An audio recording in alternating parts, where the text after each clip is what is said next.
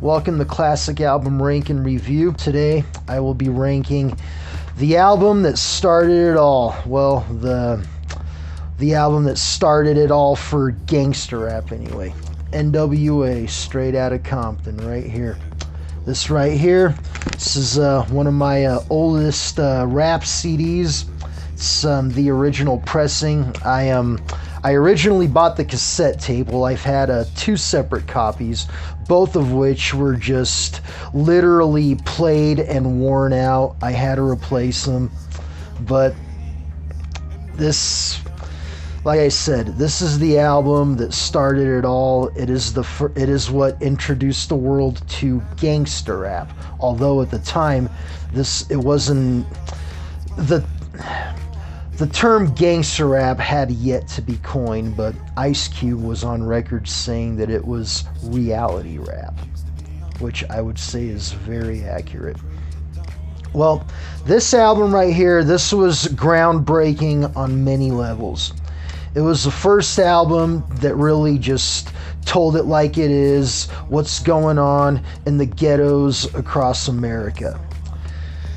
While it was by no means the first gangster rap album, it was the first album that very blatantly put a mirror up to society and showed everything that's wrong with it. This was NWA's unofficial debut album. You could say that their official debut was called NWA and the Posse, which was released a year later, but it's mostly a compilation album, and some of the tracks appear on Straight Outta Compton. However, they're listed as remixes, although they're not much different than the original. So this album was released. It was originally released August 8th, 1988. So 8888, easy to remember. However, despite very little to no radio play, the album was certified platinum on July 18th of 1989. And Rolling Stone listed it at number 70 of their 500 greatest albums of all time, respectively. So that right there says a lot. So this is the original NWA lineup: Ice Cube, Dr. Dre, Eazy-E, MC Ren, DJ Yella, as well as the DOC and Arabian Prince. Dr. Dre, Yella, and Arabian Prince produced every song. Ice Cube, MC Ren, and DOC wrote all the lyrics, and that includes all of Eazy-E's and Dr. Dre's lyrics. Cube wrote the majority of Eazy-E's lyrics, and MC Ren recorded Dre's lyrics, and there's a couple songs where they duet. And this, like as I was saying, this is the first album that really told it like it is.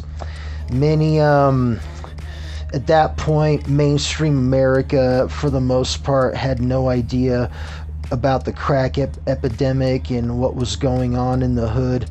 And basically, this album just right off the bat just tells it like it is. And I'll tell you what, man, mainstream America and just about every adult back then, they shit their fucking pants when they heard this. Okay, when I first heard this, I was 11 years old. I heard it from my buddy's older brother. I went over to his house one day. He's like, "Hey man, you ever heard of NWA?" I'm like, "No, what's that?" He's like, "It's a rap group. You like rap, right?" I'm like, "Yeah, I love it, man." He's like, "Well, listen to this." Put on right away, Straight Outta Compton. Oh my God, I was just blown away. I mean, it was nothing like I had ever heard up until that point. I mean, just the message. I mean, this is the first album where every other word was motherfucker. Okay? I mean, for real. I mean, even right off the bat, Ice Cube starts off, "Straight Outta Compton, crazy motherfucker named Ice Cube, from the gang called with attitudes." Like, oh, what am I listening to? And I just went on and I just started listening, and I was just glued to the radio. But then by the time Fuck the Police came on, man, I'm telling you, this album, there was nothing like it. It was truly groundbreaking. And oh man, it's, to this day, the message is still very much relevant.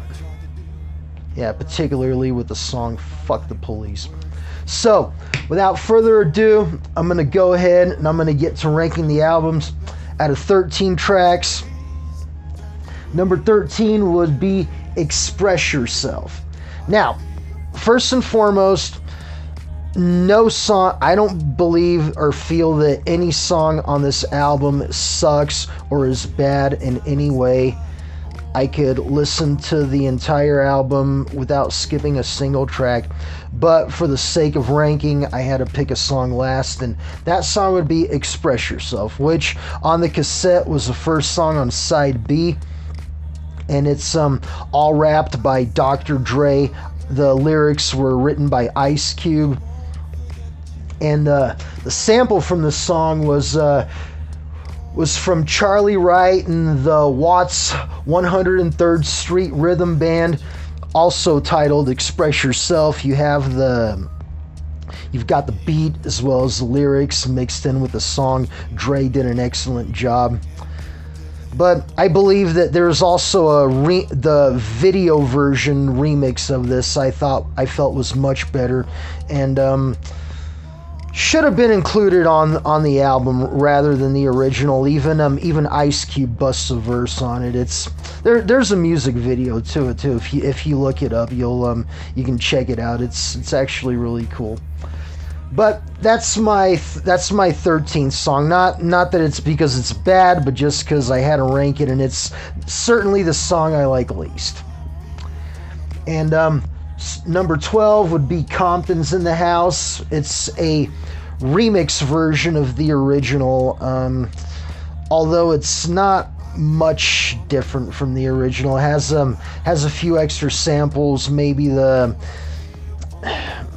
bridge was a little more drawn out, but the beat and the lyrics are pretty much the same.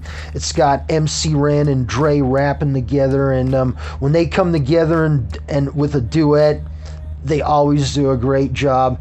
Lyrically, the song was good, but as far as the beat, just had I thought it was a little weak, a little boring.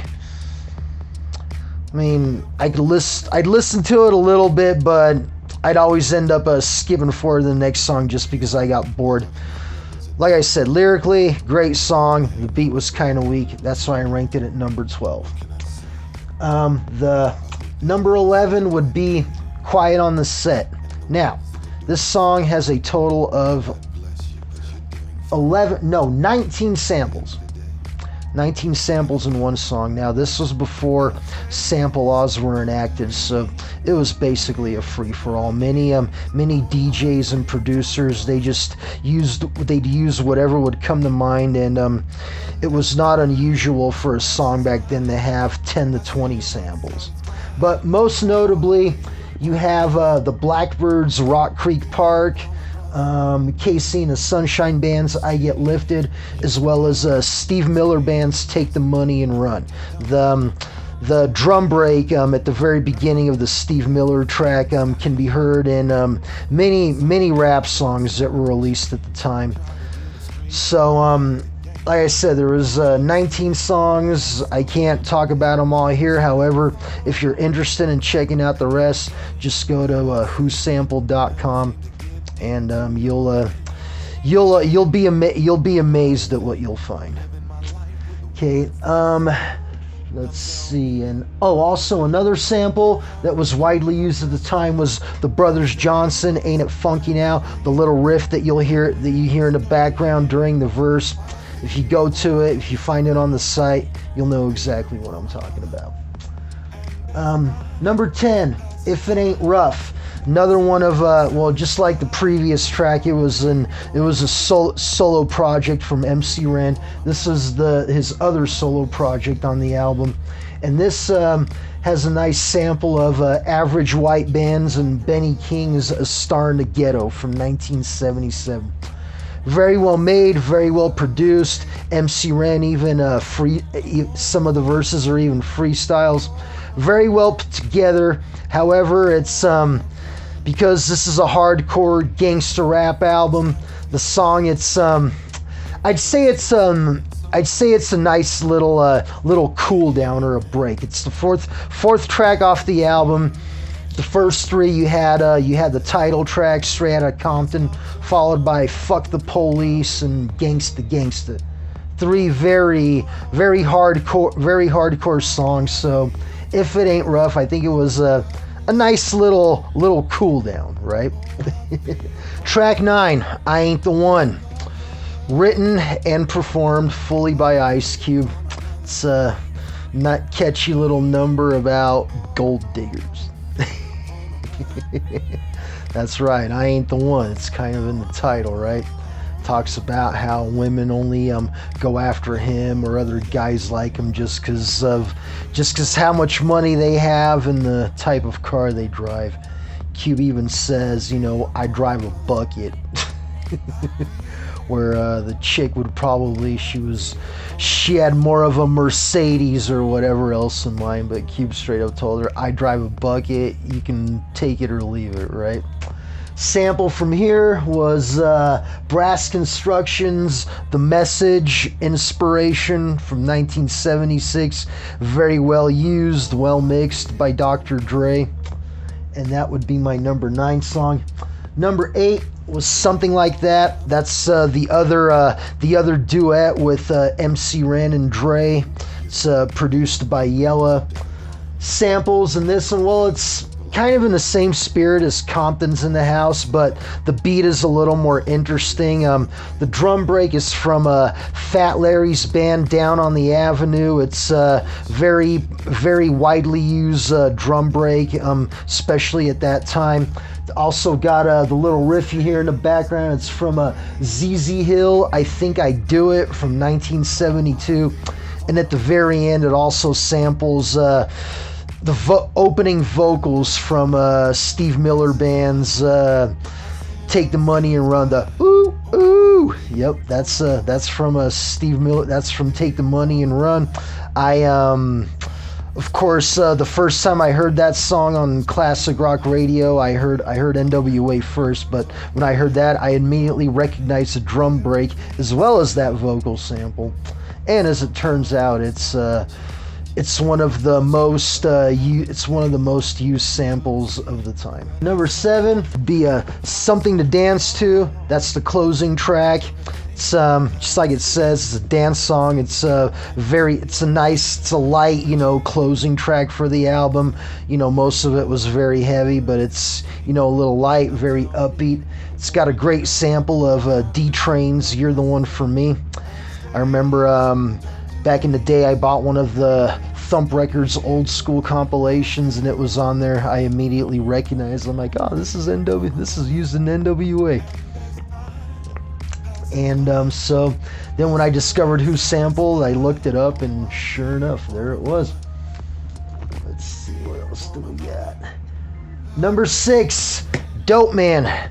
Now this is a slightly remixed version. The original version appeared on NWA and the Posse, but I feel that this one's slightly better just because the beat and the bridge is a little bit shorter, but all the verses are there. All of Ice Cube's verses are there, as well as Eazy-E's last verse and the funny little nursery rhyme at the end. Yo, Mr. Dope Man, you think you're slick. You sold crack to my sister and now she's sick. But if she happens to die because of your drug, I'm putting in your culo a 38 slug. Yep, that's in both versions, and of course it's in Dope Man. And I also recommend checking out Mac 10's 1997 cover version of it. It's, in my opinion, just as good, if not better, produced by Ant Banks, and that's one of my favorite producers from the gangster rap and mob style era. And I'll be reviewing some of his albums in the future. But yep, Dope Man was my number 6.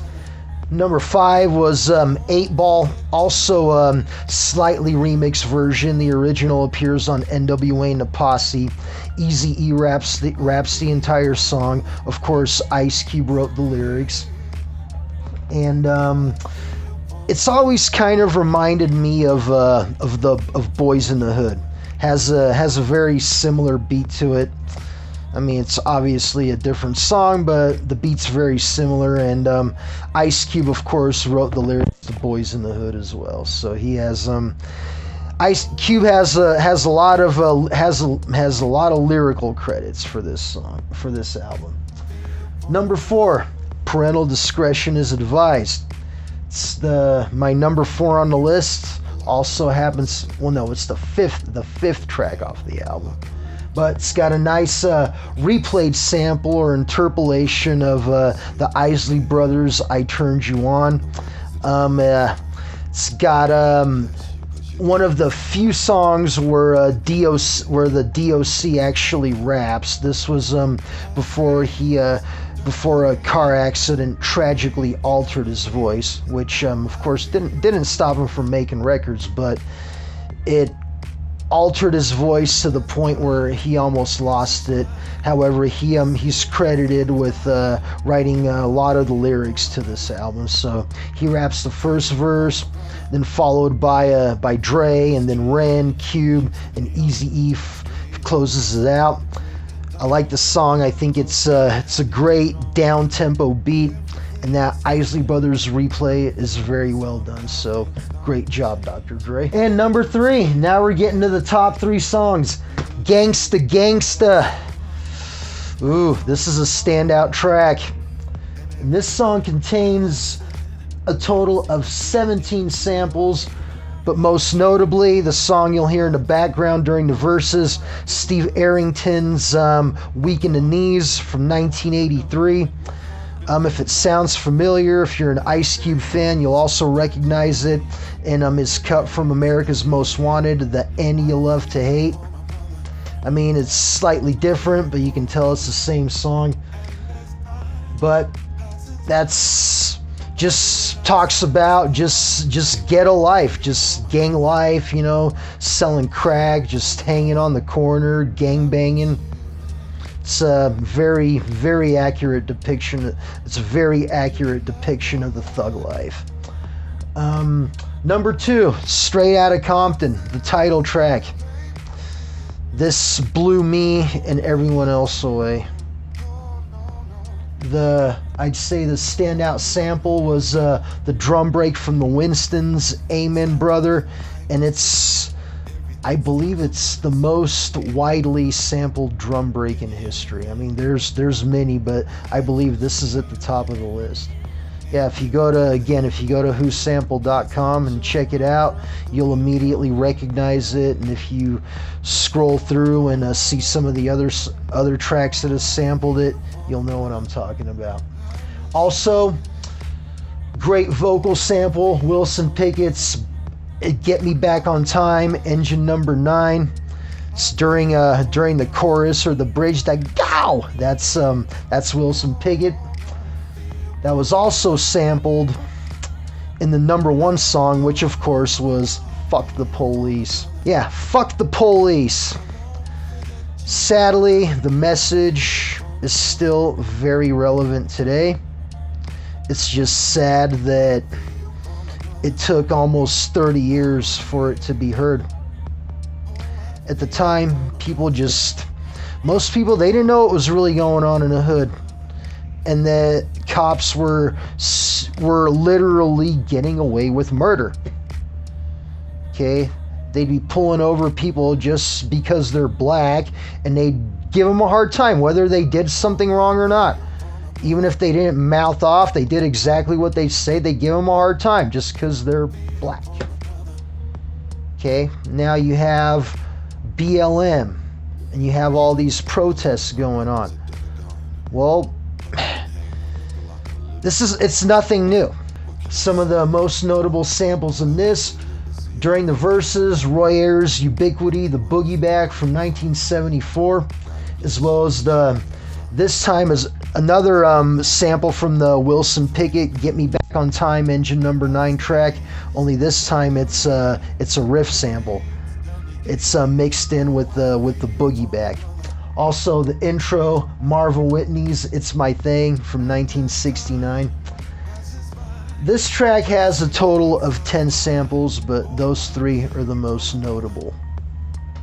Now, I've been speaking a lot about samples. I'd like to add that there's a site called whosample.com.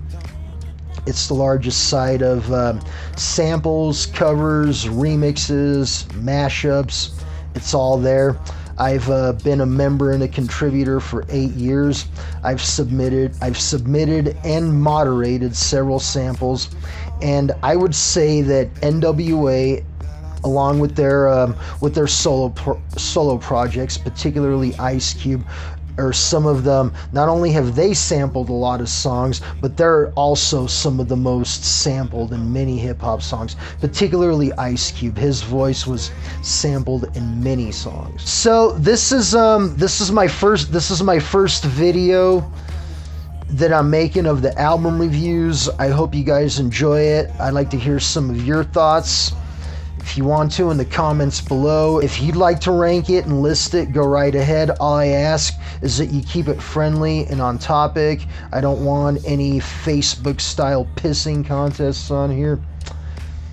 And I'll see you next week.